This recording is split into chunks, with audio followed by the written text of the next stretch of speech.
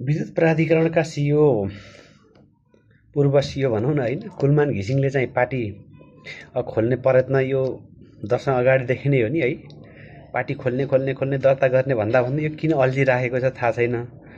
सुमना श्रेष्ठहरू, सागर ढकालहरू, हाम्रो युवा पुस्ताको हेम थापाहरू निकै क्रियाशीलताका साथ सक्रियताका साथ लागिराख्नु भएको छ, तर दर्ता प्रक्रिया चाहिँ टुङ्गिएको छैन। अब झन् पछिल्लो चरण त अनलाइन खबरहरू अथवा विभिन्न सञ्चार माध्यमहरूले विद्युत प्राधिकरणमा हुँदा एकदम अवाञ्छित ढङ्गबाट गतिविधि गरेर संस्थानलाई नोक्सान हुने गरी अब मिलेमतोमा ठुलो परिमाणमा चाहिँ विद्युतीय सामग्रीहरू अब खरिद गरेको प्रोक्युरमेन्ट प्रक्रियामा चाहिँ घोटाला भएको भन्ने चाहिँ जुन देखिरहेको छ, त्यसले गर्दाखेरि पनि यो उनको पार्टी दर्ता प्रक्रिया पछाडि धकेलिएको हो कि भन्ने आशंका गर्न सकिन्छ। अब के लाग्छ भने अहिले पार्टी दर्ता गरिहालेर चाहिँ केही पोजिसन निकै धेरै ठुलो त होइन, केही पोजिसन अथवा राष्ट्रिय दलको मान्यता प्राप्त गरे पनि पुराना राजनीतिक दलहरूले कांग्रेस अथवा अहिलेको एमाले र माओवादी मिलेर बनेको नेपाली कम्युनिस्ट पार्टी कांग्रेसले चाहिँ कुलमान घिसिङलाई सहजै छोड्दैनन्। अहिले जे मुद्दाहरू त्यो प्रोक्युरमेन्ट खरिद प्रक्रिया सम्बन्धी जे विषयवस्तुहरू मिडियामा आएको छ, ठुलो मात्रामा अब यसले भ्रष्टाचार चाहिँ भएको छ भनेर चाहिँ पुष्टि गर्ने आधारहरू खोजिँदैछ। ती आधारहरूलाई चाहिँ बेस बनाए त्यसैको चाहिँ आधारमा हैन, तिनै तथ्यहरू प्रमाणहरूको आधारमा चाहिँ चुनाव भइसके पछाडि पनि कुलमान घिसिङलाई एकपटक रवि लामिछानेलाई जस्तो जेलमा चाहिँ पुर्याउँछन् राजनीतिक दलहरू। त्यसो हुँदा कुलमान घिसिङले निर्माण गर्न लागेको पोलिटिकल पार्टीमा हैन जीवन हैन राजनीतिक जीवन दाउमा राख्ने कि नराख्ने, क्रियाशील हुने कि नहुने, यो तपाईहरुले सोच्ने विषय हो।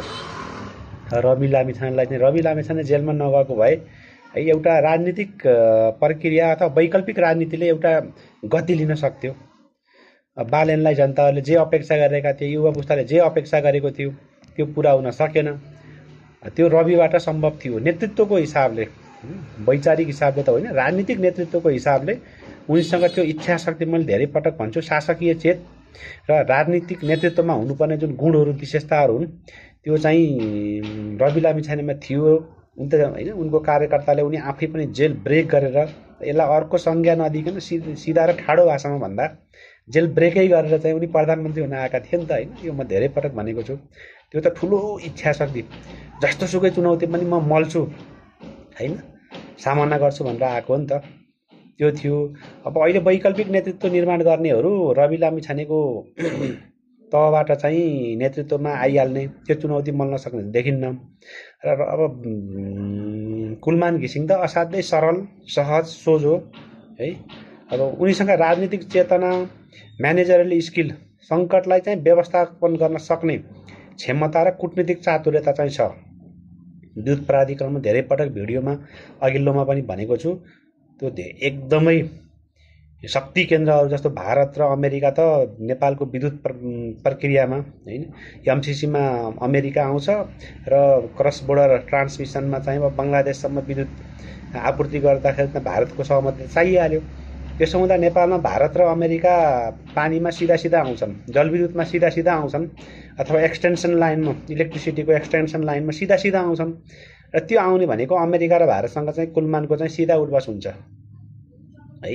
शक्ति केन्द्रहरूसँग अघिल्लो पटक पनि भनेको छु नि, भारत र अमेरिकासँग चाहिँ नेपालका चाहिँ प्रधानमन्त्रीहरू, अहिलेसम्मका प्रधानमन्त्रीको जुन प्रकारको एक्सिस छ, कुलमान घिसिङको पनि त्यही प्रकारको, त्यही स्तरको चाहिँ र अझै सघन स्तरको चाहिँ सम्बन्ध छ र त्यसलाई उनले व्यवस्थापन गरेका छन्। र त्यो त्यसकारण उनीसँग कूटनैतिक चातुर्यता रवि लामिछानेहरूमा अथवा बालेन शाहहरूमा भन्दा वैकल्पिक शक्तिको एडभोकेसी गर्नेहरूमा उनीसँग ठुलो कूटनीतिक चातुर्यता छ भन्ने कुरा, व्यवस्थापकीय क्षमता छ भन्ने कुरा देखाउँछ।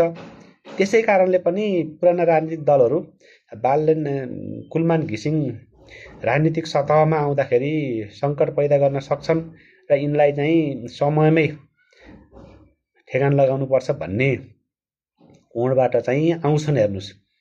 किनकि पुरानो सत्ताको चाहिँ जुन एप्राटसहरू संरचनाहरू त्यो त भत्केको छैन नि त है। नेपाल प्रहरीका चाहिँ प्रमुखले पछिल्लो चरण जेनजीको आन्दोलन र चाहिँ जेनजीको आन्दोलनमा जुन प्रकारको तोडफोड भयो त्यो तोडफोडको विषयलाई उनले निकै आक्रामक ढङ्गबाट आफ्नो प्रस्तुति दिएका छन् नि त अहिले हैन। गृहमन्त्रीसँग त उनको एकदम ठुलो टसल परिराखेको हामी पढिराखेका छौँ। त्यो टसलको अभिव्यक्ति हो के गृहमन्त्रीसँग जुन प्रकारको चाहिँ हैन तानातान घोचपेच भइरहेको छ त्यसको अभिव्यक्ति चाहिँ एउटा इन्टरभ्यूमा चाहिँ हैन प्रहरीका महानिरीक्षकले दिएको देखिन्छ। त्यसो हुँदा पुरानो संरचना हैन जुडिसियरीमा चाहिँ त पुरै कांग्रेस एमालेको चाहिँ है त्यो भर्ती केन्द्र जस्तो बनेको छ है। यहाँ पार्टीका एकदम कार्ड क्यारिङ मेम्बर भन्छन् नि त हैन, झोला बोक्ने हैन एकदम सक्रिय कार्यकर्ताहरू कुनै समयका चाहिँ छन्। त्यसो हुँदा त्यो संरचना चाहिँ झरी खतम भएको ध्वस्त भएको केही भएको छैन। त्यो अरू बढी व्यवस्थित है। यो जेनजीको आन्दोलनले चाहिँ त्यसलाई विघटन नगरेको कारणले त्यहाँ आक्रमण त भयो भौतिक संरचनामा है हैन। तर त्योबाट झन् पुराना शक्तिहरूले चाहिँ लेसन सिकेका छन् के। त्यो लेसनबाट चाहिँ उनीहरूले त्यो संरचनालाई अरू व्यवस्थित गर्न खोजिरहेका छन्, गरेको देखिन्छ र गरेका छैनन् भने पनि गर्छन्। कांग्रेस र एमालेमा चाहिँ त्यो क्षमता हैन त्यो चेत त्यो शासकीय शैली लामो समयको चाहिँ अनुभव छ। यसलाई उनीहरूले सेटलमेन्ट गरिहाल्छन् र कुलमान घिसिङलाई यो वा त्यो है अब यस्ता देखिने गरी जे विषयवस्तुहरू आएका छन् नि त्यसले राम्रो सङ्केत चाहिँ गर्दैन।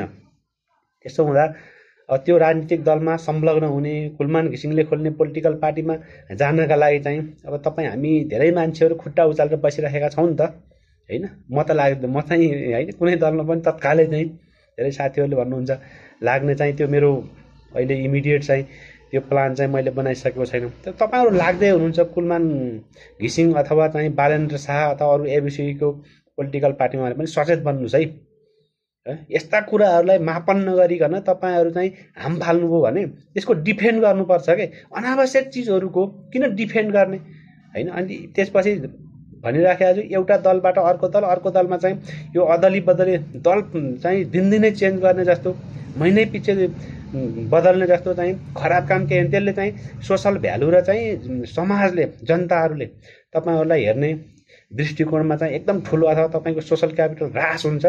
त्यसो भएपछि एकदम सचेततापूर्वक तपाईँहरू राजनीतिमा लाग्दै हुनुहुन्छ भने स्टेप चाल्नुहोस् र यी अहिले सत्तामा कुलमान घिसिङको बारेमा जे विषयवस्तुहरू आएका छन् त्यसलाई एकदमै ख्याल गरेर है तपाईँहरू चाहिँ अब संलग्न हुनुहोस् भन्ने चाहिँ म तपाईँहरूलाई अनुरोध गर्छु। र सचेततापूर्वक यो नेपालको राजनीति सङ्घलिसकेको छैन। त्यसो हुँदा राजनीति गर्न चाहने युवाहरूले एकदमै सचेततापूर्वक है ख्याल गरेर अगाडि बढ्नुहोस्। र विदेशमा हुने साथीहरू जो अलिकति स्रोत साधन कमाउनु भएको छ नि, पैसा छ करोड 2-4 करोड रुपियाँ अब विदेशमा भएका साथीहरूलाई खास गाह्रो छैन। नेपालमा चाहिँ आएर पोलिटिक्स गर्ने चाहिँ तपाईँहरू तयारी गरिराख्नु भएको छ। त्यो तपाईँहरूको इच्छा शक्ति महत्त्वकांक्षा म देखिरहेको छु, बुझिरहेको छु नि त है। तपाईँहरूले पनि अलिक ख्याल गर्नुहोस् हैन, अलि नजिकबाट निहालेर चाहिँ अगाडि बढ्नुहोस्। हस्, धन्यवाद है। तपाईँहरूलाई के लाग्छ ल यसो सुझाव पनि दिनुहोस् हैन, सेयर पनि गर्नुहोस्, कमेन्ट पनि गर्नुहोस् ल। हस्।